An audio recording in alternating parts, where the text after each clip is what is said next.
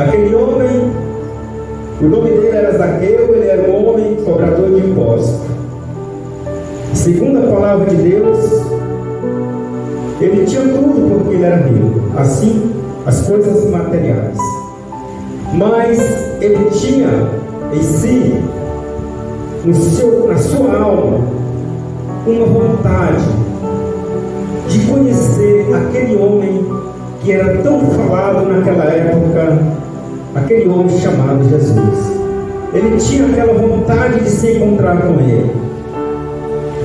Ele já tinha tudo quanto ele queria na sua vida, mas ele faltava alguma coisa.